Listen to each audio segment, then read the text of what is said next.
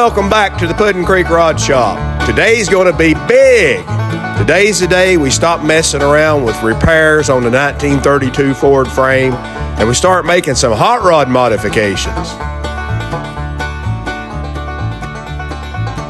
Now you guys will remember when we got the Ojai Coupe, it was still setting pretty high in the rear, just the same height as Henry Ford made it when it left his factory.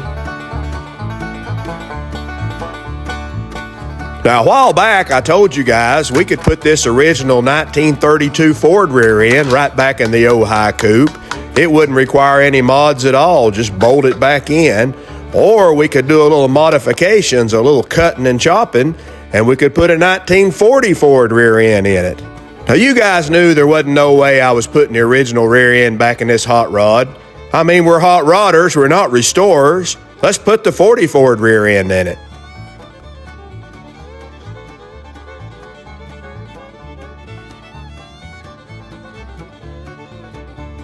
Let's take a look at some of the differences in these two rear ends that we're going to have to take into consideration when we make this upgrade. The first one that really jumps out at you is the 1932 Ford rear spring has a big curve in it. On the other hand, the 1940 Ford rear spring is perfectly straight. Now that's going to be a problem. Now you notice here on the torque tube flange mounting surface, it's a scallop shape. Okay, on the 40 Ford that is. Now if we look over here to 1932 Ford, it's a round mounting flange. That's not going to work either. Now a little side note here, I'm told that the early 1932 Ford rear end, like the one we have here, had the round mounting flange and basically the gears and internals were just like a Model A Ford. The late 1932 Ford rear end had the scallop shaped mounting flange and had some upgraded internals. Now let's check the spring widths. On the 32 Ford spring, it measures 2 1/4 inches wide. The 40 Ford spring measures 2 1/4 inches wide. Now when I set these two rear ends up, I made sure that the torque tubes were both setting perfectly level, and I made sure all 4 axle centers were setting the exact distance away from the concrete. I had to do a little shimming underneath the jack stands, but I've got both rear ends setting at the exact same height off the concrete and setting level. Now I went to all this extra work because I wanted to know the difference in the spring height of the two rear ends. Now I've never seen this piece of information on the internet anywhere, so you guys are getting it right here for no extra charge. It looks like the height of the 32 rear end is about 25 inches.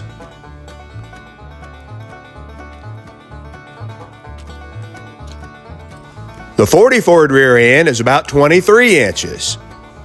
So that's 2 inches shorter. So if you just swapped rear ends and did nothing else, that would lower the back of your car 2 inches.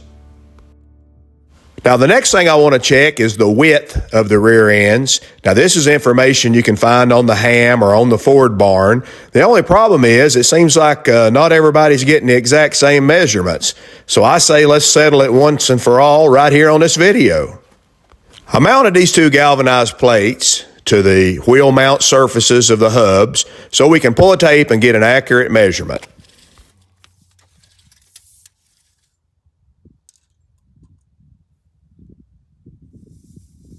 The early 1932 rear end measures 58 1/8 inches wheel mount surface to wheel mount surface. Now let's move our lab calibrated, highly precision rear end measuring plates over to the 40 Ford axle. Now I know some of you guys are saying, hey Puddin' Creek, those calibrated measuring plates look suspiciously like lumber framing components from the Lowe's lumber department. And I'm saying to you, what's with the questions?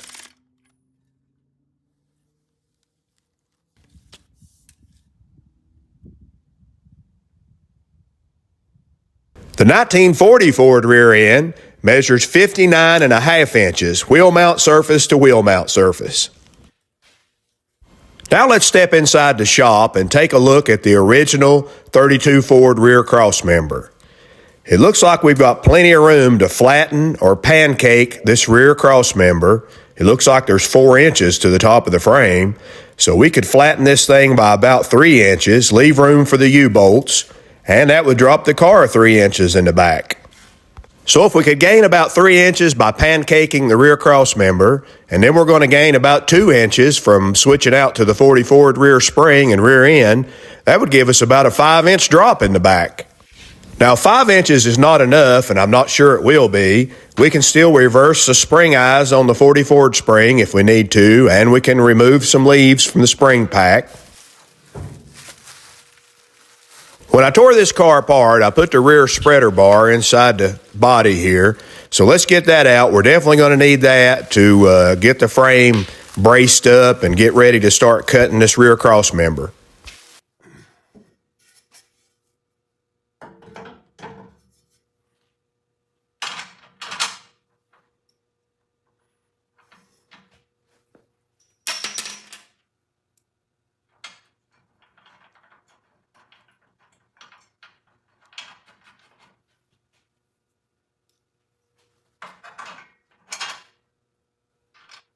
I'm going to bolt this thing in and then pull a tape on it, get a measurement and compare that to the original Henry Ford dimensions, and then I'll add shims if needed to bring everything in to factory specs at the rear of the frame.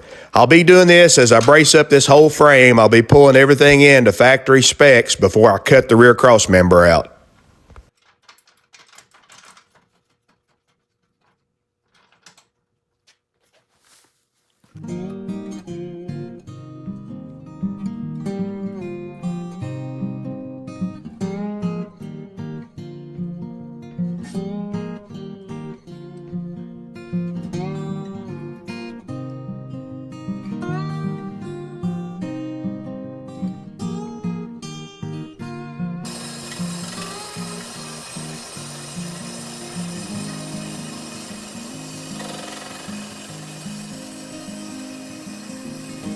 I fired up General Chow's bandsaw because I want to make a nice center brace, a temporary brace, that will hold the frame rails from spreading and also hold them from twisting vertically when I cut that rear cross member loose.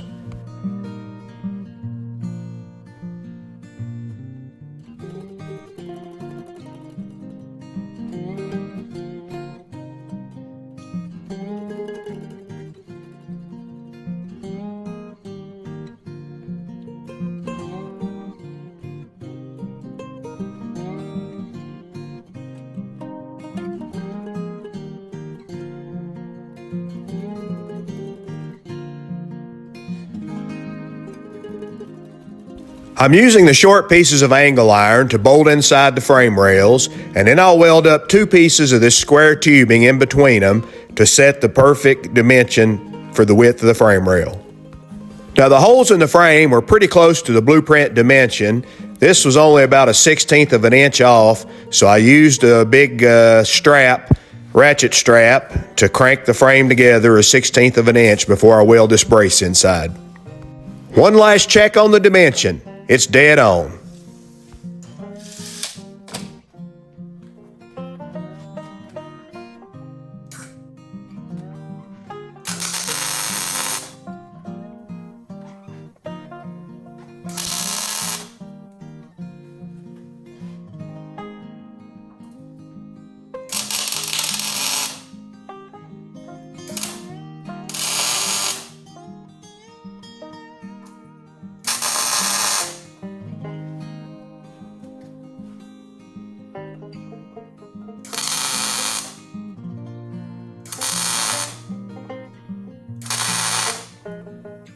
Now I leveled the frame so that the top of the cross member sits level in the position it's in now. That way when I cut it out, raise it up, and weld it back in, I can just weld it back in level. I also leveled the frame left to right, so everything's square and level now.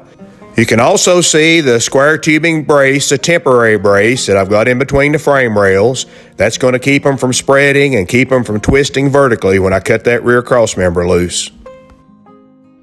Next, I'm fabricating yet another brace. This one's going to be sort of in the middle of the rear cross member. This one's going to serve two purposes. One is going to be to keep the frame rails from spreading at this point or twisting, but also this is going to have a center pin that's square, that's going to locate the center square hole of the crossmember, so when I cut it loose and move it up, I'll have something to locate it with to weld it back in and maintain the same exact location that it was in from the factory, except raised up 3 inches.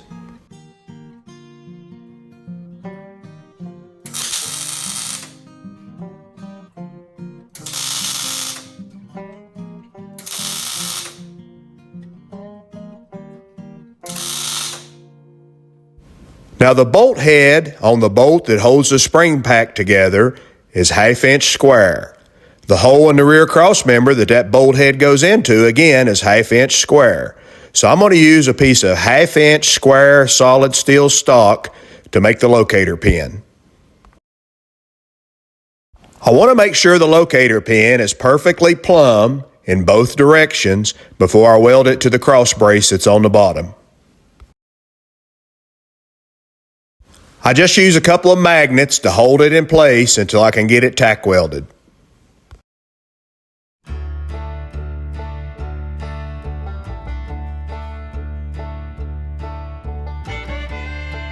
Well, here's the whole setup. Hopefully, if this works right, it will allow me to cut out the center section of this rear crossmember, raise it up 3 inches, and weld it back in the exact same location. Now, as I stand here and look at this, I would love to put one more brace in between the rear crossmember and the rear spreader bar, but that would be just absolutely in the way of me trying to get in there and cut the rear crossmember. So I guess we're going to let it ride like it is.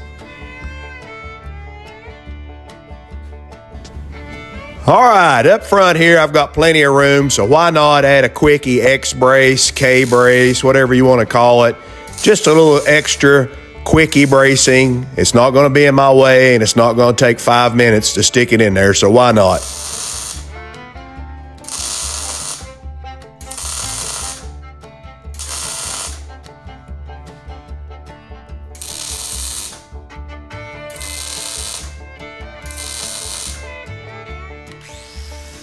Oh, we're getting close now. Now I'm going to take a big wire brush and clean some of the rust and gunk off of this crossmember so I can lay out some nice precision cut lines. Now just eyeballing that center section, it looks like it's nice and square, and you just use your square head and blade to lay out the cut lines, but it's really not. It's got radius corners and it's kind of tapered here and there, and the bottom flanges are in the way. I really need a template to lay out the cut lines.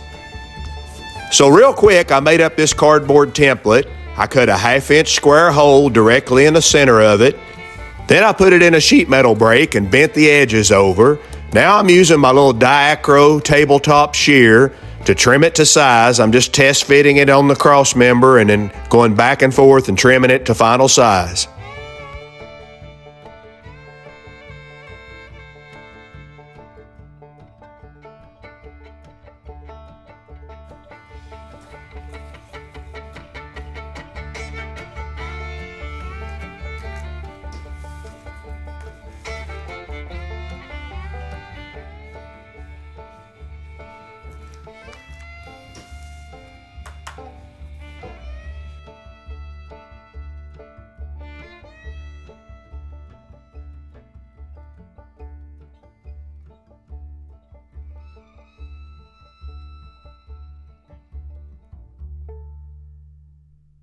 Now you can see what I'm talking about. See, by taking 5 extra minutes and making myself a little template, I can now lay out all my lines square and parallel.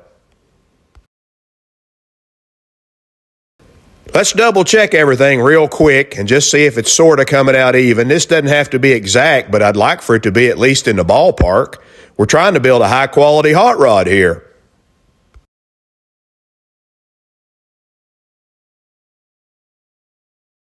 Man, oh man, that's close. Little John Butera would be proud of us today.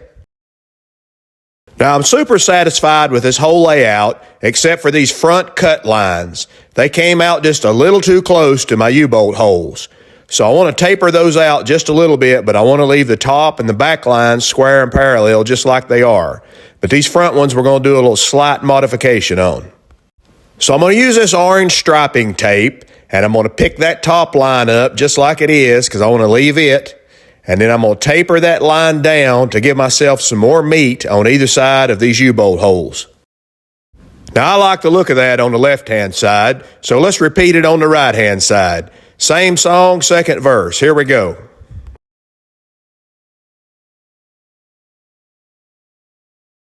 Now I know somebody in the comments is going to say, "What's that silver metallic pencil you're using to lay out those cut lines?" Well, here you go. Now it's probably about this time in the video that you're saying to your TV, "Puddin' Creek, are you ever going to cut this cross member? You're homesteading this job. Put a mailbox up." Well, you're not going to believe this, but we've actually got to make another template. See, we still have to lay out the relief cuts on the sides of the cross member because those are going to get heated and bent up. I know. You just told your wife, if Puddin' Creek don't get that cross member cut pretty soon, I'm going to head right over there and cut it for him. I got that gas-powered masonry saw in the back of my truck. I'll whack it right off. Well, here we go. This is the last time you're going to see the cross member in its original 1932 Ford condition. Now, what's going to happen, we're going to cut a relief cut right here. We're going to heat this and bend it up. But we're going to do that after we cut this center section out. The center section will come out first. It's going to get modified to accept the straight 1940 Ford spring, and then it's going to get raised up and welded back in. This other side will get the exact same treatment, a relief cut on both sides, and then we'll heat this and bend it up. I'm going to try to do this a little bit different than what you might be expecting. Usually when you see somebody on YouTube cutting cross members or doing frame modifications, the first thing they reach for is an angle grinder and a cutoff wheel. I mean, if you watch YouTube hot rodders, it doesn't really matter what they're working on. The first thing they reach for is an angle grinder and a cutoff wheel. That seems to be their universal hot rod tool. I'm going to attempt to cut this with a porter band. Why? Because the porter band, if you're good at using it, makes nice, straight, precision cuts. And I've used one for so long, I'm pretty decent at it. So I'm going to give that a try. And if it don't work, we'll back up and go another direction. This old Milwaukee porter band is variable speed, so you can really control the cut. I've also got it loaded up with a bimetal blade, so I mean it's cutting this cross member like nothing. I'm just going nice and slow to keep the cut straight. All right, there's the first vertical cut done, and it came out beautiful. Let's step over and do the matching one on the other side.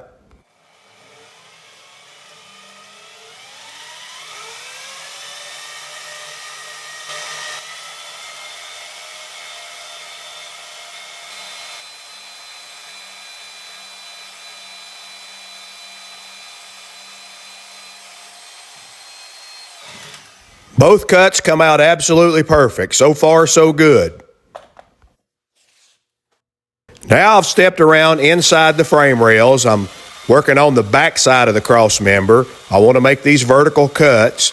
Now the porter band would go a lot faster. If I would increase the blade speed, I think it would mow through these cuts really quick. But I'm trying to keep it eyeballed perfectly plumb, so when I get through this flange and get into the cross member, that vertical cut's going to be perfect. So I'm just going slow and easy, like an old George Jones song.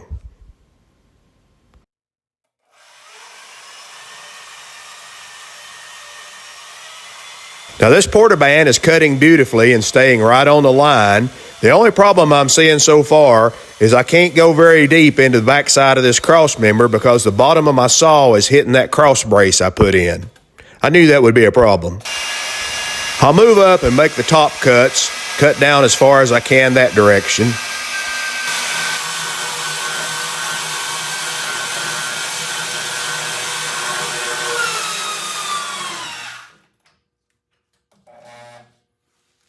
Uh-oh, the situation has turned into a situation.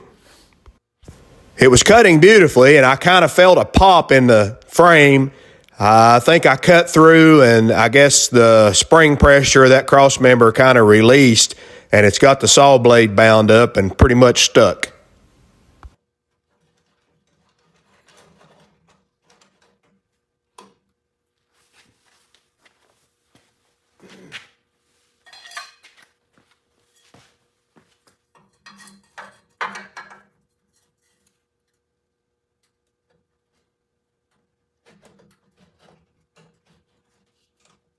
Now I'm trying to gently prise up on the cross member and get the blade released so I can get the saw out. And I know you're probably saying just get a big pry bar and get rough with it. It'll come out. I understand that. But the thing I'm trying not to do is to mess up that center locator pin. It's just tacked on, so I don't want to get too rough with this and break it off, because if I break it off, I lose the whole location of the center part of this cross member.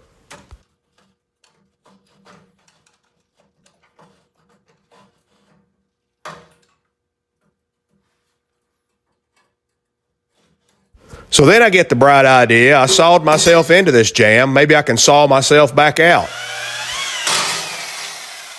Well, that went about like you expected it would.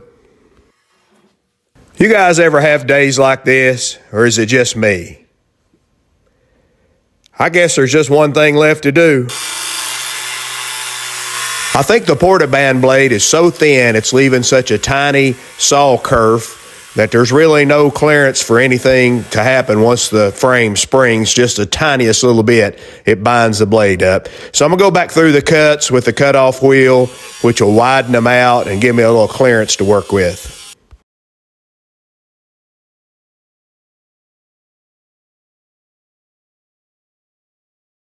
Well, I got the saw blade out, but the center section is in no danger of coming out anyway, anyhow. So let's go ahead and cut those side reliefs up in the sides of the cross member, and that should maybe let me flex them a little bit and get that center section out.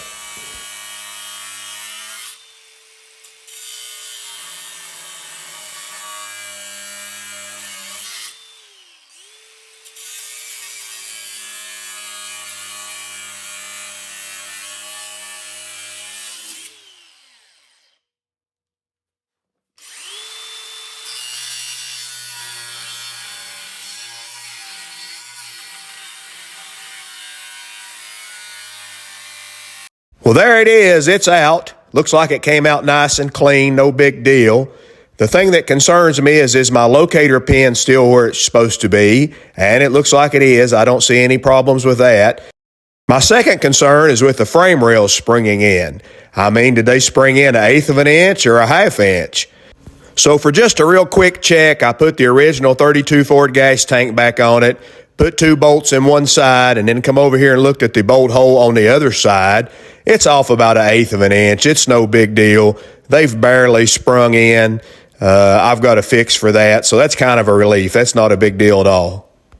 I'm going to make a brace out of square tubing so I can jack that frame apart, put it back to factory specs, and then bolt this brace in place to hold it there.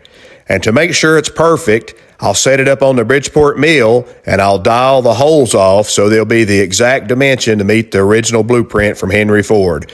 That way, when I bolt it on the frame, it'll be right back to Henry's specs before we go any further.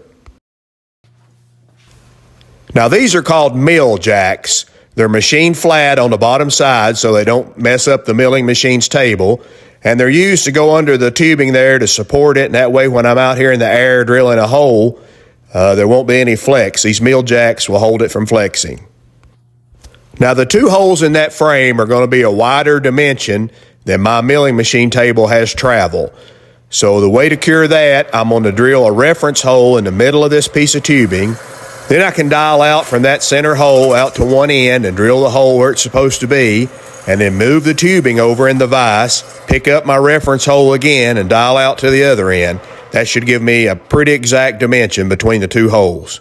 Now, if you need early Ford frame dimensions, I've found these Westcott's blueprints to be pretty doggone accurate. This one is in one of Tex Smith's old books, I think, How to Build a Hot Rod Chassis, but I think these blueprints are readily available online also. All right, now we've got the blueprint dimensions, so we can dial it off with our new all-digital readout. Should put us right dead on the money.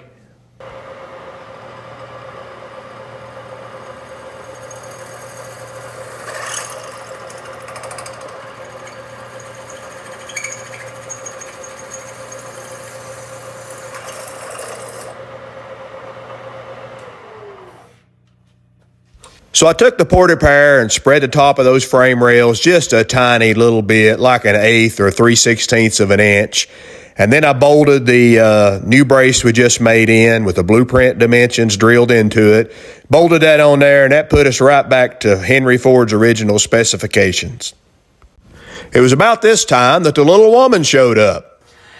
Hi guys, we got our first package from a viewer today, and well, not today, a couple of days ago, from Philip Johnson in Oregon. He sent us a package, said he was thinking about us when he found something in his shop. So let's find out what this is.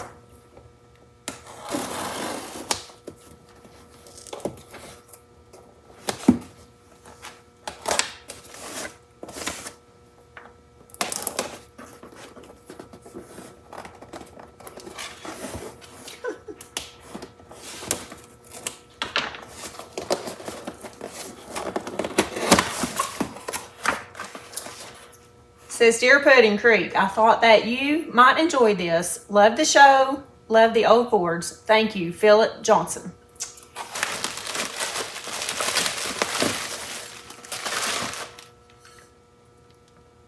Albata? Looks an Albata tag. What is it? Club plaque. Very cool OSCTA club plaque, and it's even hand stamped, 1942 on the back. Can't get any better than that. Thank you, Philip, for sending us this tag and for watching. We appreciate your viewing and your thoughtfulness. Looks like we're going to hang this right here under the Haywood Headhunters tag. Club plaque. All right, break's over. Let's get it.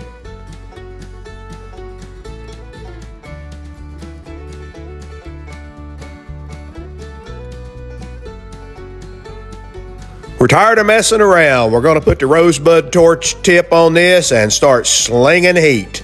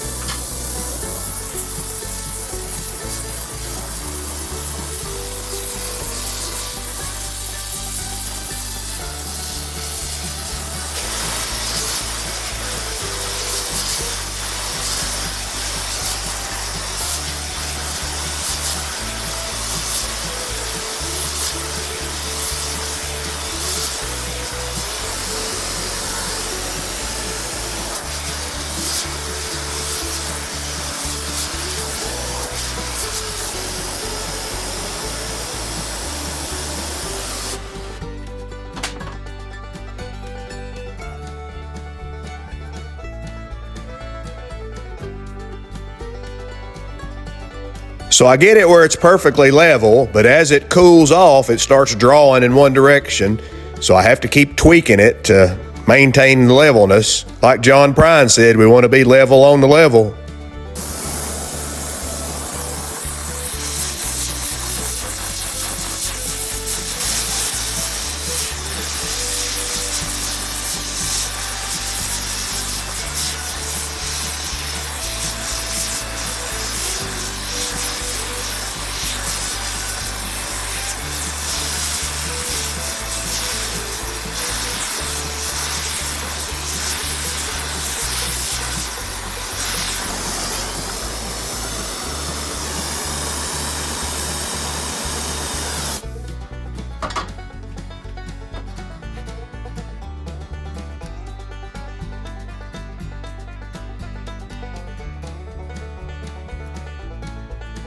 Now it's time to get to work on this center section. You'll remember that the 32 center section that we cut out has got a major curve in it, but the 44 spring is perfectly straight. So that's what we got to address. First of all, let's flatten this center hole area out. It's kind of all beat up and swelled from years of driving on bumpy roads, I guess.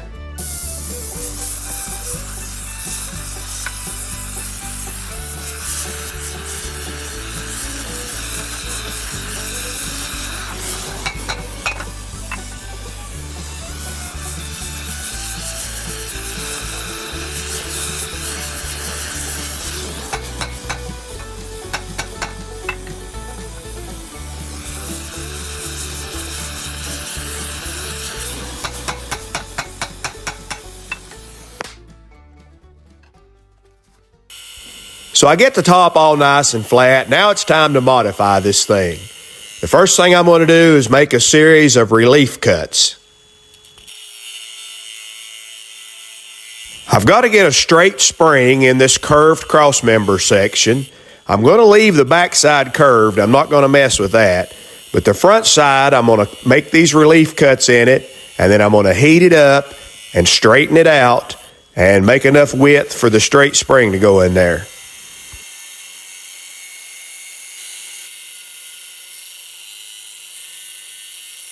So now I have all my relief cuts made. Let's take a look at what we got.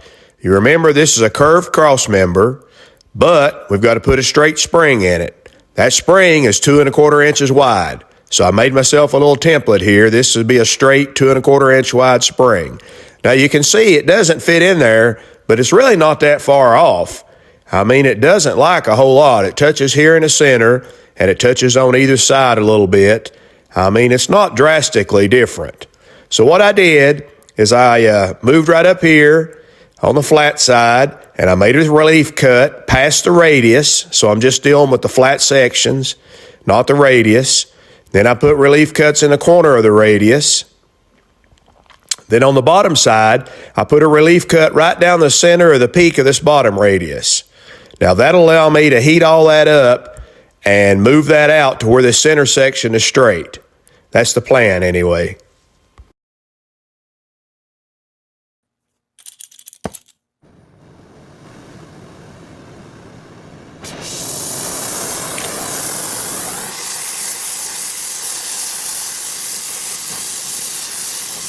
You know, you need a lot of different skills to build a hot rod. You need to be able to weld. That's pretty much a given. You need some basic body working skills. It's always nice to have some sheet metal skills. Hey, if you got a little tiny bit of machine shop experience, that helps a lot. But the thing nobody ever thinks about is you really need to be half a blacksmith to build a hot rod. And even more so if you like to do things the traditional way and you don't like to order a lot of parts to build your hot rods. You know, these Flatten cross members, you can order these online. I don't know what country they're made in, and I don't know how they fit, but I would a whole lot rather make this one out of original Henry Ford parts, pancake the original cross member, as to use some import Flatten cross member that some poor guy made wearing flip-flops working in the dirt in some other country.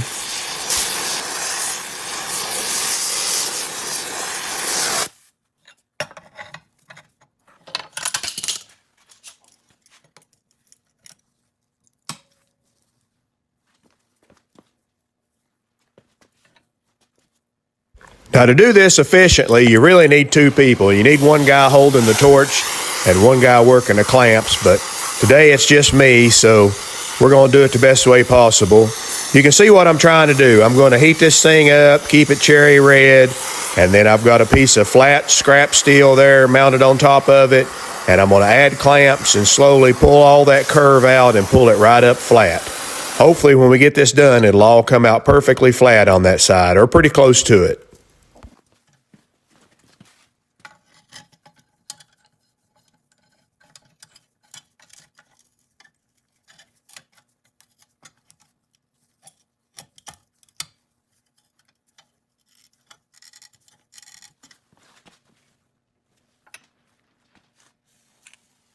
When I tightened those 2 C-clamps up, I really felt it move. I think we've pulled a bunch of that curve out already. I want to heat it up one more time and tighten those clamps up again, and I think it'll be pretty close to flat.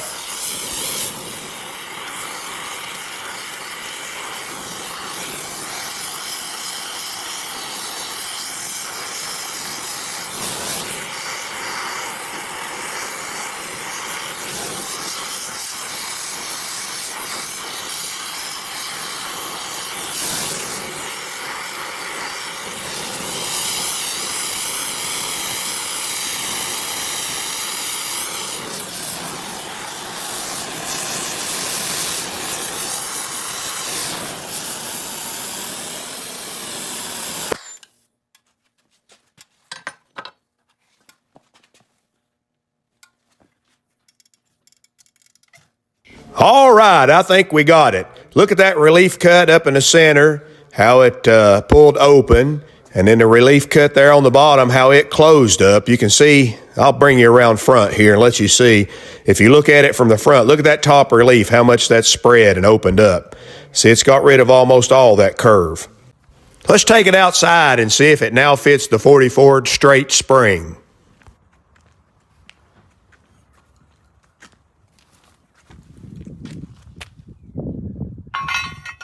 I mean, it fits like a glove. You can't get any better than that.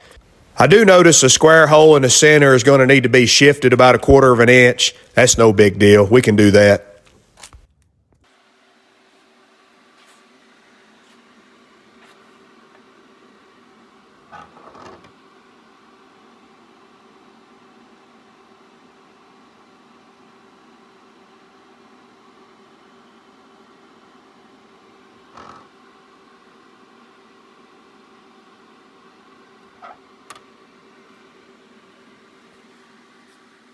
The first part I'm going to weld up will be this bottom rolled lip here. See how it closed up when I heated it? I'm just going to TIG weld that up and make that solid.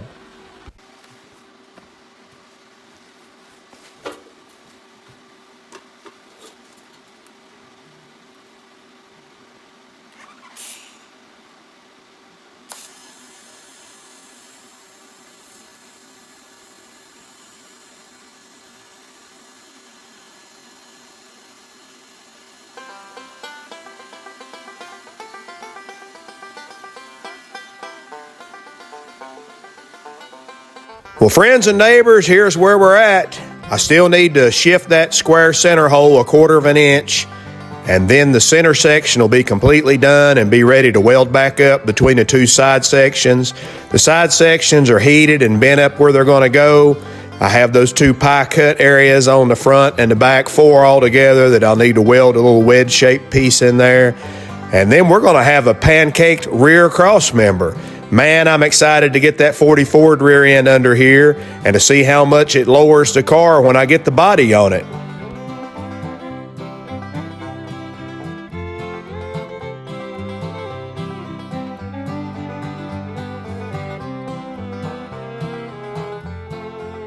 Well, that's our show for this week. As always, thank you guys for watching. Thanks to Philip Johnson for sending us the cool club plaque to hang in the shop.